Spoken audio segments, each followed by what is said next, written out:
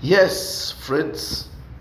Welcome to this um, analysis as President-elect Donald Trump prepares to take office for a second term.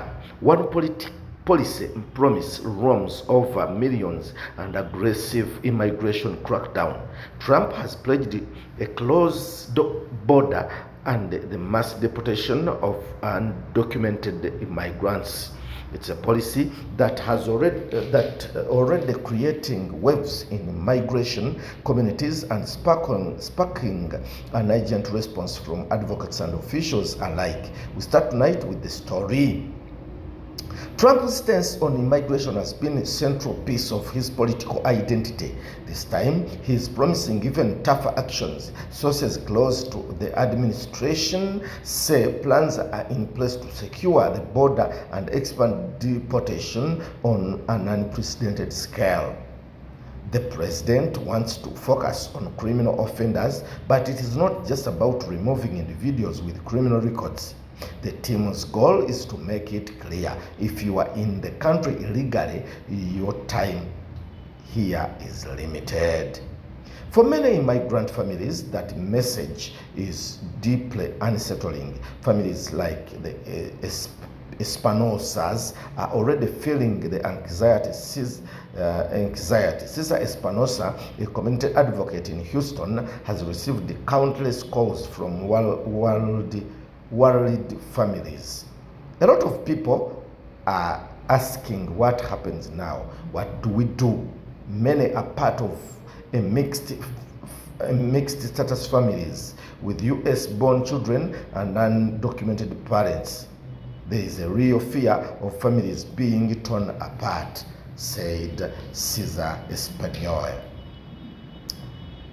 One of the people we talked to said organizations like the American Civil Liberties Union have been preparing for this possibility. They are preparing legal challenges and advocates to counter Trump's new immigration policies.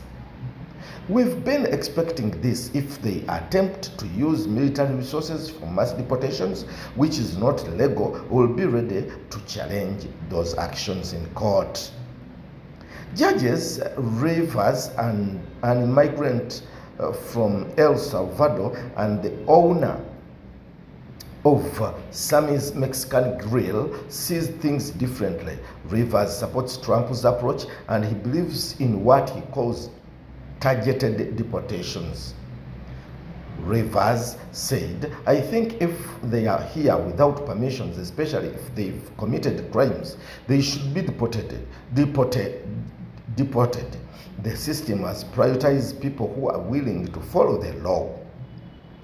California, a state whose economy heavily relies on migrant labor, may feel one of the hardest impacts. Farmers fear that mass deportation will cause labor shortages, impacting the state's agriculture. Shannon Douglas said, we depend on migrant workers for everything, from planting to harvesting. Without them, our farms simply won't function, and that could drive food prices up nationwide.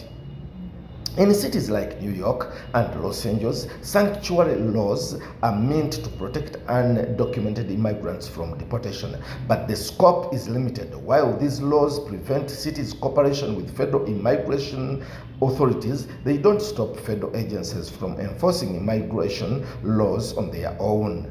Manuel Castro said, our goal is to ensure that people feel safe. We want immigrant communities to know we are here to protect them despite what may happen federally. Immigration policy affects both sides of the border. In the cities like Tijuana and Piedras Negras, migrants wait, some hoping to enter the U.S. through legal channels like the CBP. One up, Mexican officials are bracing for potential shifts in U.S. migration policy. Sister Isabel Chikose said there is fear and uncertainty here. Many are wondering if they should try to cross before January, while their options will disappear under Trump's administration. Officials at the U.S. Customs and Border Protection and Immigration and Customs Enforcement, the agencies responsible for enforcing these new policies, are remaining tight-lipped. Preparations are already underway, and both agencies are likely to see a surge in activity as the new term begins. Jim Desmond said the federal government has let border issues Jim Desmond, San Diego County Board of Supervisors, said the federal government has left border issues escalate. We are looking forward to the support Trump's administration to secure it and enforce our laws. Then, as Trump's migration policies begin to take shape, both supporters and opponents are digging in. Some see this as necessary step forward security, while others fear it will devastate families and disrupt communities across the country. From the farmers in California to families on both sides of the border, these next 4 years will leave a lasting impact on millions of lives. Thank you for watching, and I will see you next time.